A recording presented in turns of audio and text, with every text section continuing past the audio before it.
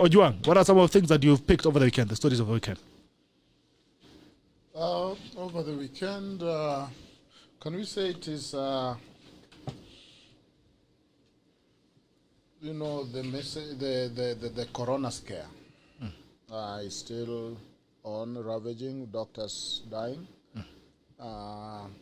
Vis-a-vis the non-response. Remember, it is the last week that the Parliamentary Health Committee found and faced what the doctors are undergoing, leading them to even crying.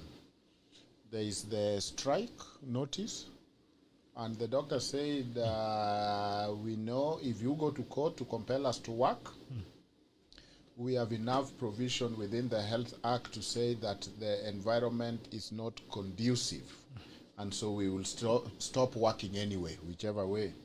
Over the weekend, back and forth, what is really going on with the Building Bridges initiative? That has been our conversation of the time. What is going on in Uganda, in Tanzania? Is East Africa community or East Africa region becoming a little more intolerant? Looking at what is going on in America, are they out of the wood yet? Are they still fighting? Are things clearer or still muddy? It is a laundry list that I can't give all here, but it's a laundry list. Thanks. In Uganda, what's happening? What's going on? Anaona Bobi Wine amepigwa na mzee Museveni. Yeah, remember we talked this the time you sent that timely theory by the professor, who is saying that really, when has our politics been about ideas? And if it's not about ideas, then who is to blame? And if it's not about ideas at this point, you find that then, he was giving a case where you will go to Iganga, and I like that analogy because it's similar to what I see. And before you finish selling your policy agenda, the Wananchi have formed a line. And that line is not in support of the policy, but give us some money. So that reality then is it even logical? Are we assuming, and every election we assume people have been elected because people like their agenda or their platform. Yet we know very well that Wanjiku is the biggest mischief here. This is the person who takes the money. This is the person who goes to that same so-called secret ballot and vote for person because they gave him or her 100 and come and complain for another 5 years. We are seeing excesses of Museveni and Kosevo, the level of entitlement, the historical conversation that Museveni had with Mandela, when Mandela told Museveni that he's contemplating resigning from presidency. And Museveni said, but Chief, people love you. And Mandela said, that's the very reason I'm resigning, when they still love me. So that is a different philosophy, because for Museveni, you stay until they can't stand you anymore, and then you stay some more. But Uganda is in a tough situation. As East Africa community, it appears that the politics and the democracy is actually rolling back. We are seeing the rise of dictatorship or the rise of cracking on opposition or dissent, and it's not looking good in Uganda. Kenyans have stood up, Kenyans have spoken. This Bobi Wine young man is really causing a lot of fear in NRM, who are not taking it for granted. But in the process, last week, there were about 40 people who were killed in Uganda. 40 is not a small number for politics. It's so, I mean, we really wish that we stand with the Uganda people to say, no, Museveni, killing people and torturing them and ending their life for politics is not fair. Let opposition have a room to sell their policies without fear or intimidation. Thanks. All right. Lucia, what are some of the stories that you picked over the weekend? Top of my list is the situation in Ethiopia. No one is really talking about it. I don't know why. The African Union is quiet on it. It's been going on for a while. I think the entire year. There's a region called Tigray, and there are rebels there, and there's a lot of fighting. So Ethiopians are the irony of this situation is that Ethiopians are running into Sudan for refuge. The irony of it all. But it's very concerning. I don't know why the EU would issue a statement concerning the American elections and not issue a statement concerning what's going on in Ethiopia, what has been going on in Uganda, what happened in Zimbabwe and Mozambique. You know, there's a lot of human rights that are being violated at this given point, and I don't like the fact that human rights are being violated. I like the fact that young people are disturbing the status quo. Like, young people all over the continent are just disrupting things that have been in place for eons. Neolithic things, Neanderthal things, you know, Stone Age things, manenos like Museveni, Stone Age human being, fossil, should go home. I also learned that Bobby Wine's wife is called Barbie, so it's Bobby and Barbie Wine. That's a very good rhyme, eh? Match made in heaven. I have also seen the various, coming back to the country, I've seen the various groups that have come out to reject the BBI. Baba, Raila Odinga bwana. Hii yako ni ndege yenye tunangoja kwa meli. Hello, mafurahi. It's never taking off. I'm so happy that Kenyans are woke, Gerald. I'm so happy that Kenyans are woke out here. Kenyans are seeing through the lies of our politicians, and it makes me so happy because we are on the way to liberation. Daktari is looking at me like he has something negative to say. It could be negative, it could be positive. You never know. You can never tell. Yeah, so I'm glad that Kenyans are now focusing on the things that really matter to them, you know, and the BBI is a non-issue, so it doesn't matter to anyone else. Also, I have, what else have I picked up? I also saw Magoha has been sued, Matiang'i. Oh yeah, Matiang'i has na been pia over sued the by... weekend nilisikia kuna security ya Magoha alishika jamaa a journalist mahali mbaya. Alishika mahali mbaya. Magoha kona drama mtu wangu. Magoha is so dramatic. I'm feeling sorry for the man. The security. You know, no. When Ruto's motorcade killed a child in where we said it was Ruto. We didn't say it was Ruto's driver. So let's put the blame where it should be. It is Magoha, not Magoha's security man. Hiyo ingine itaenda kukua debated in court. In the court of public opinion. Unajua Juang ni mudi ya Magoha. Ni Magoha. I know. Na unaona tu venye anataka kuniangalia. Naona venye ananiangalia. Is Magoha guys. Anasikia ni kama anaweza ni tackle by the way. Anyway, Magoha is about to find out that the higher you go, the harder you fall. He's about to fall.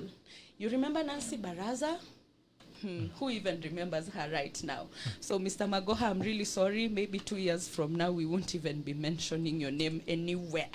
Not even in the newspapers. Akufungia nyama. Another thing, Gerald, that I'm really concerned about is the morality of our school kids. There were some school kids who went missing.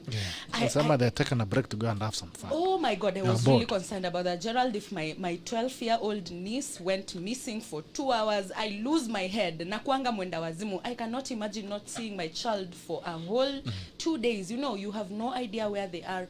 There are so many pedophiles out here. Sex slave trade is thriving actually worldwide over. It's very important for us, and this is what I'm always advocating for. I think I have a grasp of a lot of things because I had a relationship with my parents where they'd sit me down and they'd talk to me about anything and everything, including sex. And it really helped me because when I went to campus, I didn't have that extra excitement. Now I have freedom. And I think it's very important for parents to start having these conversations with their children. We are living in the internet age. When you don't talk to your child, they run to Google. Whatever is in Google is not credible all the time. So it's important for parents to sit down with their kids and talk to them.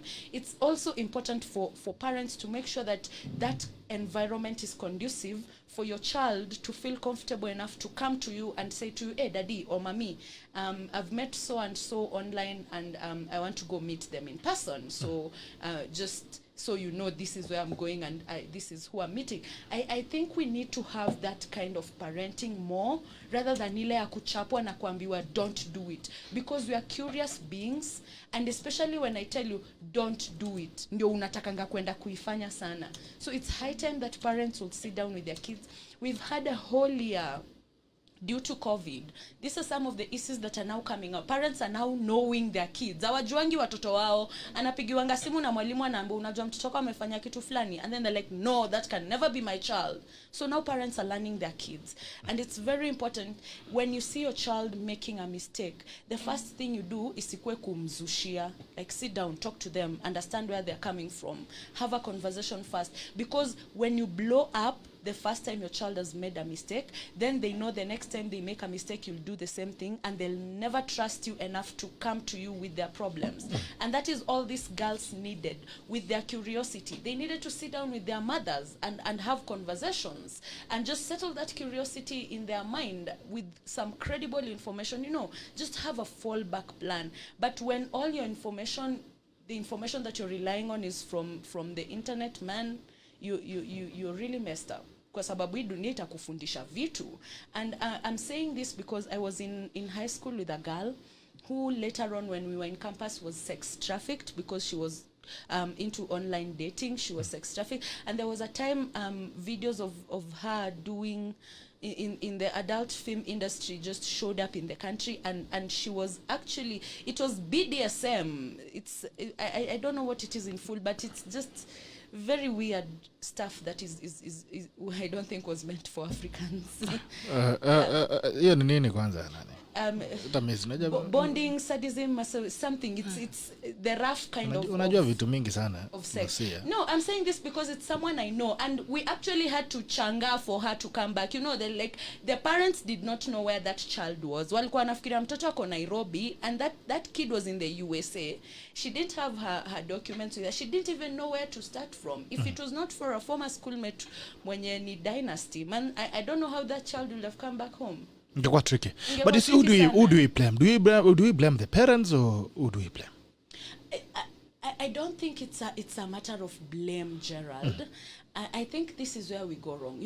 The parents are trying to afford their children better than they had.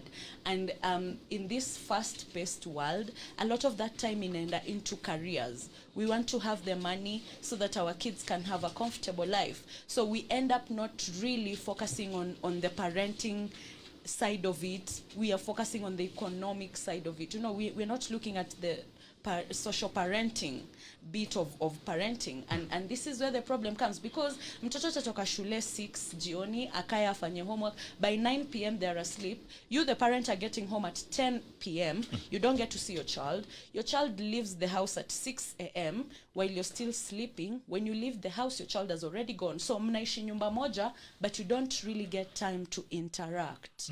And I think that is one thing that should be intentional. No matter how busy your schedule gets, I think you need to just create time to interact with your child.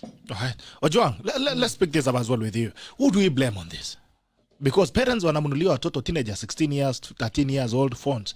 They're on internet every day, they're on social media, they're doing they're seeing the funny things that are on social media. They're seeing these girls, the socialites with big booties displaying them and all that. They're seeing all these things, boys, all over. All these things are on social media. And you never take time to look at what your child is doing on their phones. And before you know it, and because that's the avenue where these guys are being taking advantage of and luring the girls. They don't do it out of any other place. They check out the activities. You find these days, the other time there was some girls and boys who had been arrested in some garden in Nairobi. I think it was Meshuggah Gardens, or which gardens and all that. And the things they were doing, they were crazy. And these are children who are in school. And their parents, they don't ask them, where are you going? They don't see what they're doing on their phones. And where do we fall in terms of parenting? At what point do we say we give the children the freedom, to be at na simu, .com, have the phone, you're also there, you're also giggling and grinning on your phone. Your daughter who is studying also is also giggling and grinning on the phone with someone else. Where do you draw in the balance on parenting? probably not so much in terms of blame, but if we are to blame, then we can blame everybody. Yeah. Even those children. Yeah. Because coming from Machakos, finding their own fare, carrying their own wine, it was a bring your own wine. BYOP, bring your own poison. Bring your own poison party. Those children have failed themselves. Parents have failed themselves. The society have failed them. The adults that probably coordinated have failed them. But you know, I'm looking at a place of a child in an African society, including even the African Charter for Children Rights, that the Africans thought that, you know, a place of a child in African society is very precious, is very important. There is a lot of aping and copycat. The adults are copying, the children are copying, the teenagers are copying. We are a society that like copying things. And then one of the things that people are copying is the irresponsibility that Yella is showing. I'm thinking that, you know, we have values like it takes a village to raise a child. Parents have become so individualistic that they can even question teacher, how did you answer my child? And that parenting style that is so advocated for by the modern parent, that even grandma cannot question your child, an uncle cannot question your child, unamwekelea. Even the neighbor. Mimi ndio najua venye ninaongea na Junior, what happened? Jaden. And Junior will be there saying, this is what really happened. Jaden and Liam Baba. Yeah, so you and your child need to go to jail and bond there some more, because you have refused help. Any grown-up that try to tell this child, you can't be out here this time, or they are meddling. Kids are just being kids. No, kids are not being kids. These are people, kids involved in adult things. So I think there is enough blame to go around. There is enough blame to go around, but I think the most important thing is not the blame, but the solution. I think that if you look at our African Charter for Human and People's Rights, we don't just talk of a right, but also responsibility. I think that the part of responsibility is weakened. Do you know, you find these children don't even have a chore. It is that mom who will come from work and cook and wash things and serve them. So the role of responsibility is low. The role of social parenting, as Ayala have said, and you know, Africans are not so much obsessed with the biological parenting. Who is your parent? No. You can have 10 mothers. That woman who sits next to you in the church is your mother. That teacher is your mother. That person who gave birth to you is your mother.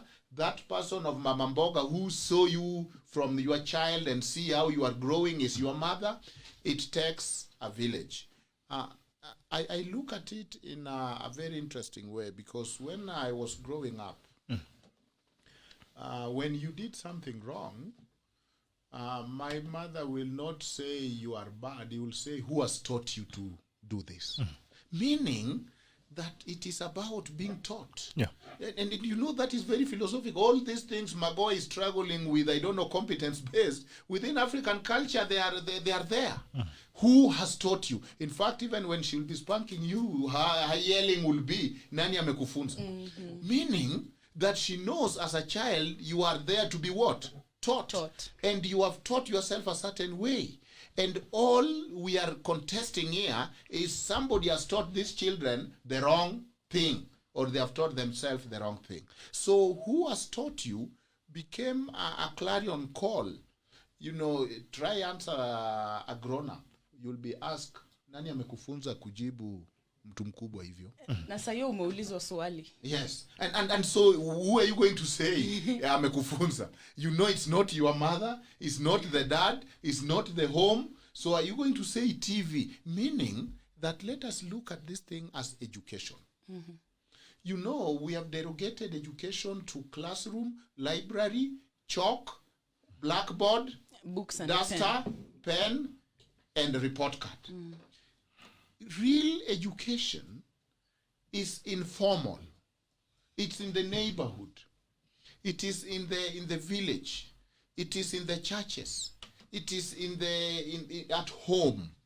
And that is where real education comes. That's where values are taught. That is where children must be comfortable. So I'm looking at this situation where you find a child growing up and raised by TV. I'm a princess. Like there's one I ask, is there any princess in your family? Line tree. And by that time, her dream of princess was torn apart, and everybody was looking at me like a monster. But I was telling her, why will this child look at some cartoon from Disney World and walk here in Roysambu that she's being a princess? She ain't gonna be a princess. The best. You are somebody. You are so and so from this village. You look like your aunt. You will go to school. You are a Christian. Forget this drama you see on TV. So I think there is a role for education. And when we talk of education, let us not derogate education to classroom education. Let us think of education broadly as informal education. And again, to reiterate that, if you come to my village and you find things that don't add up, the grown-up will simply say, is there no people to teach these people how to do the right thing? Meaning, education is about getting information that changes your worldview. Curriculum. What is curriculum? It is the way you are socialized. And that curriculum is going to manifest in your older age. It is going to influence how you think. It is going to influence how you behave. It is a vehicle to carry you to a certain disposition. That curriculum, if you are raising children and you are seeing something suspicious, don't gloss over it. Don't just think that because you don't know what is TikTok, then you cannot be a parent to this child who is advanced. Sit them down, talk to them. And I look at it. At some point, corporal punishment was taken, and I teach human rights. I like the African Charter, which said discipline is important. The Bible says spare the rod and spoil the child. There is so much sitting in a corner can do. Oh, John, sit in a corner for 5 minutes. Within 2 minutes, John, you amerudi ameenda kitchen. John, go back to your corner. Where is slippers? Nonsense. Chukua kiboko chapa mtoto. It will not kill this child. Some of us were beaten, and I think we barely made it simply because we were beaten. Sio hata maombi. Maombi inasaidia, but the fear of Cain. Because as a child, you are consequentialist. You are thinking, ningefanya hivi. Ningerusha huyu mtu na mawe. Lakini boy, venye nitashikwa nikipatikana hivyo, wacha tu. But now if there is no consequences, because this is a child, yes, they can reason, but they reason like a child. Ati unamwambia sasa wewe, these are the pros and cons, yes, but guide. If you have somebody who like chicken and you give them chicken to raise, atakula hiyo chicken. Atakula kuku. Don't allow this child, ati they are having dates.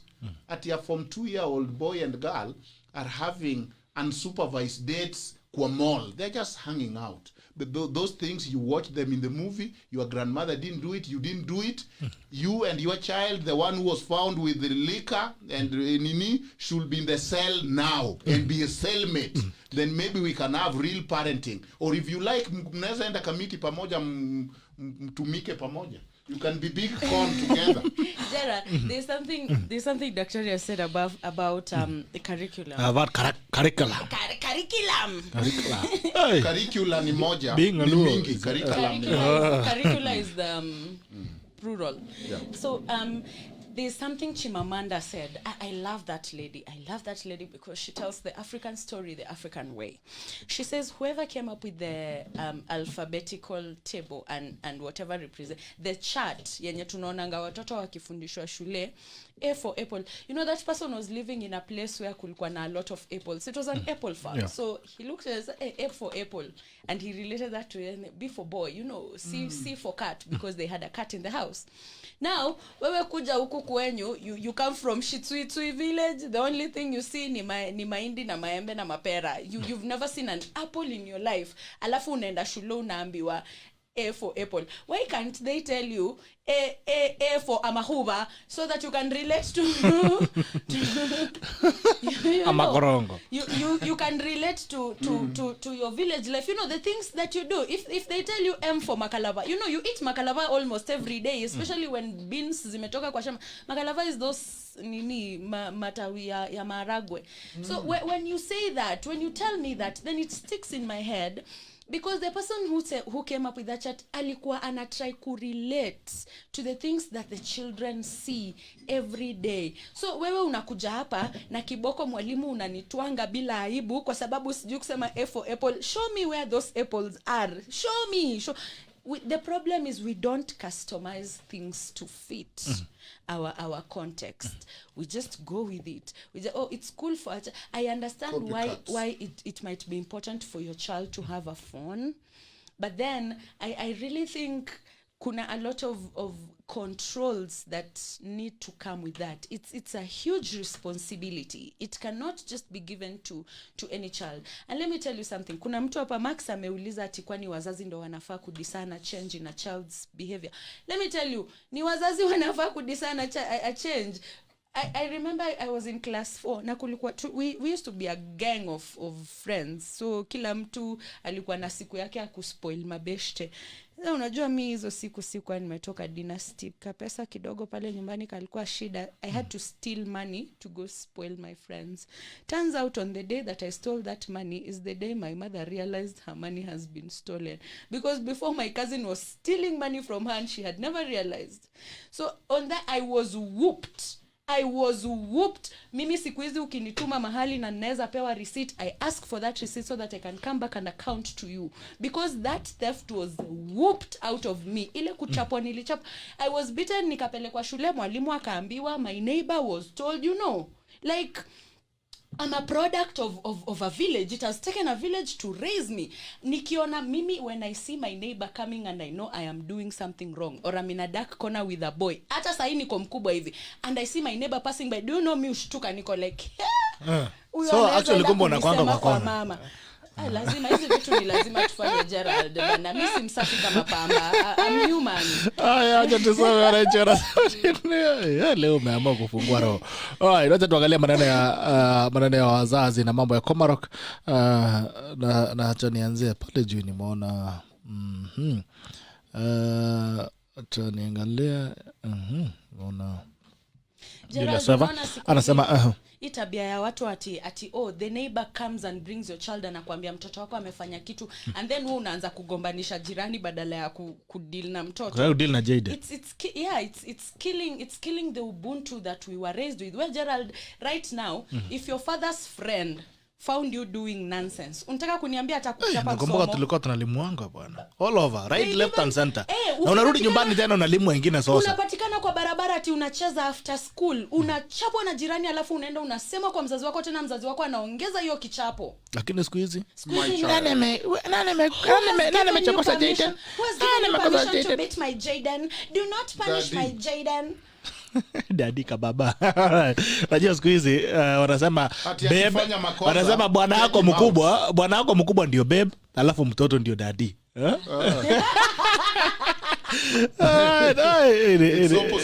Yes.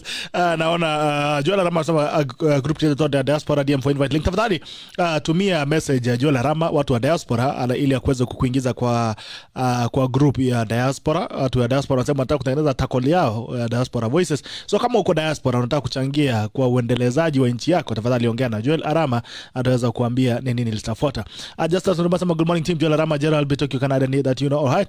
Max Kimani anasema they just representing supporting their parents to the fullest. Hiyo ni mambo ya Komorok anasema what we are seeing there is a reflection of the parenting. Komorok Kenya parents are to blame because we don't have time with our children at all. We are busy throughout the week and leave all the work to teachers and aunties, house managers. Just as our parents have left the parental rights to house helps absentee parents. Keep it out anasema Lucia, too much. PDF najua ni PDF. Kama Kenya anasema Max Kimali very true, we are parting parents sherehe kila siku mnapiga sherehe mpaka siku hizi wakati wa curfew. Now parents have moved the sherehes to the homes. They are drinking alcohol at home, watoto wakiwa pale. Just as must spare the road spoil the child, children should be disciplined. Mkenya mashina anasema Gerald Bitok, hata wewe unajua vitu mingi sana. Mimi usijui kitu, mimi ni innocent boy. Mike anasema Gerald, we are still waiting for your invite and Sairo to tackle. We set the record straight on where CCM headquarters is. Nasikize mwetu ielewe kutatuambia ni wapi. Keep it Charles anasema Lucia has become the Discovery Channel. Sharif Pina anasema we shouldn't pretend. Teenagers have been involved in orgies since 90s through peer pressure, especially in urban centers. Quite interesting, Sharif. William Mwangi, I think parenting nowadays is very difficult. We hustle a lot and have little time for our kids. Balancing hustle and job isn't easy, bearing in mind that you need to work hard to give them a good life. So some of us have more than 3 jobs which need you. The wife is also very busy, leaving your kids without help. The little time you get, you take them out. They need to swim, ride quad bikes, and have so little time to talk to them. It's very complicated in this country. It's very sad. I think things have really changed. Lucia sema asanteni wadau, lazima tupiganie Kenya. Maxi sema if coping is the issue, then even our dressing should be thrown out of the window. It starts with their parents, period. That's true. Mkenya mashinani anasema our good Dr. Ojwang closely resembles Honorable Tom Ojwang of Ruaraka and legend Otieno Kajwang. Just amply they related. Atatuambia kama wako na uhusiano wa aina gani. Sagong Mbaga sema there are parental controls that can be applied on smart devices. These control systems are normally believe all was Lucas live. These control systems are normally applied on company computers and their website that are censored. The same can be applied for smartphones, iPads, laptops, and computers that are the possession of our children. All right. Max so it takes a parent to discern children's change of behavior. I think this was a statement, not a question, actually. It says it takes a parent to discern the children's change of behavior. That's true. Frederick Eric Sachs says the environment is diverse and dynamic, but the buck stops with the parents. You can influence the behavior of your child positively no matter the situation. Lucia says I'm working Wikipedia. The random facts I can shock you. Hey. Evans Gedana says curriculum. All right. This is a maximum. It takes the entire village. Mike Tani, I love how Daktari pronounces curriculum. Kiround Manedos. Reply to your this is the tackle of the day. Well, wait, well. Max charity begins at home, whatever that means. Aben Kiasema, hello tacklers, good morning. Parents don't have time to care for their children. Watoto ni wambocho. Peris Wanjikunjiri, kamsaidia hapa daktari wa watoto kumedhoka. Akuja kabisa atuambie kunaendaje pale. Mike tunasema Lucia Ayala, we are on the same boat. Once told to impress my friends. Siku nyingine aliba. Sisi tulikuwa naibanga baidi tunaenda kuna kula pool bwana. Siku nyingine nilishia karibu niuliwe bwana. Just anasema parents are to blame for moral decay in this society. Just anasema the parents are to blame. The parents have no time for their kids. That's true. Silas Tarus anasema for sure we are spoiling our children. These rights are making them spoil. Just anasema thanks Lucia for speaking frank and fearless. I belong to that school of thought. Lucia anasema very true. Isaac anasema you guys are doing good work. Keep up informing our people. Thank you so much. COS anasema tandika hii mitoto, spare the road to spoil the child. Charlie Kinyo ameweka nyumba yake ndani, anasema pokea special salams asubuhi ya leo. Adanson Kironza, I like the way Dr. Ojwang is articulating issues. Very brilliant mind. As a teacher, I'm grasping some ideas. Zako anasema Adichie Jinamanda Ngosi, quote was straight on. Lucia hapo sawa. Alright guys, wacha tuangalie magazeti alafu tukirudi tunajua itakuwa vipi. Tuone watu wa magazeti wameenda wapi leo.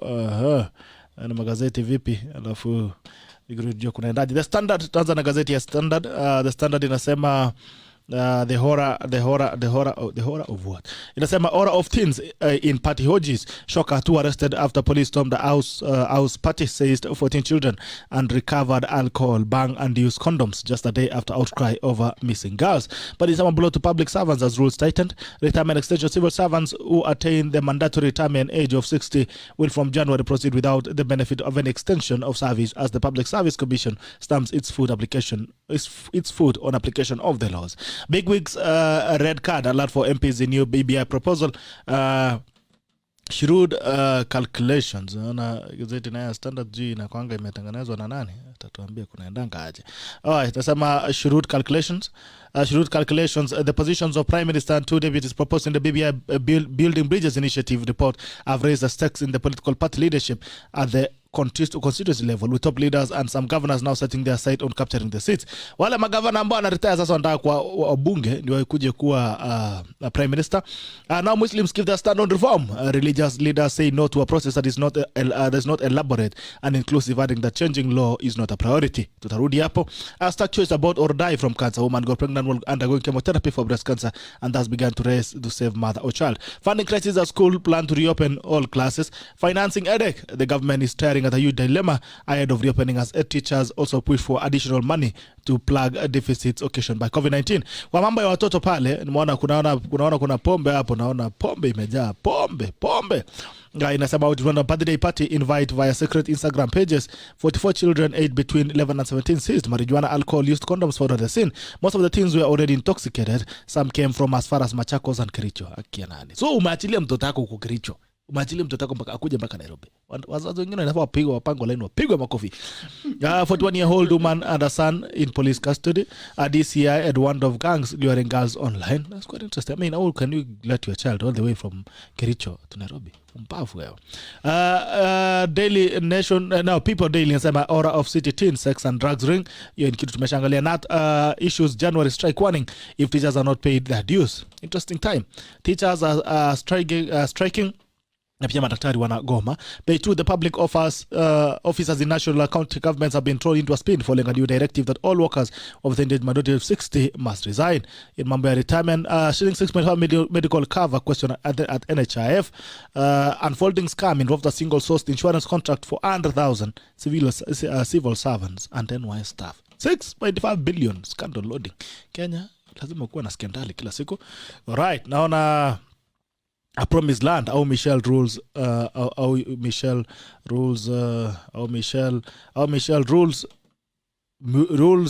roost at Obama. President Barack Obama was the world's most powerful leader, but he writes in his new book that he knew which buttons to press at home as his wife is firm and takes no prisoners. Kenya ni ngumu. Classes under 10s threes in COVID-19 crisis. Wanafunzi wamefungua shule lakini hakuna madarasa. Learning faces long and dreary days when they resume classes next year with social distance protocols making an already bad accommodation crisis worse. Wanafunzi wanasema people staff the primary school in Lunga industrial area in Nairobi on 4th November. Watoto hawana madarasa ya kuweza kuisomea. How state neglect its killing its doctors. For Kenyan healthcare workers, the call of duty as the country's frontline soldiers in the fight against COVID-19 is akin to suicide. Top specialists are losing the battle to the virus almost daily, further denying the country the top brands it requires. But this has been coming with the government and counties keen on other priorities.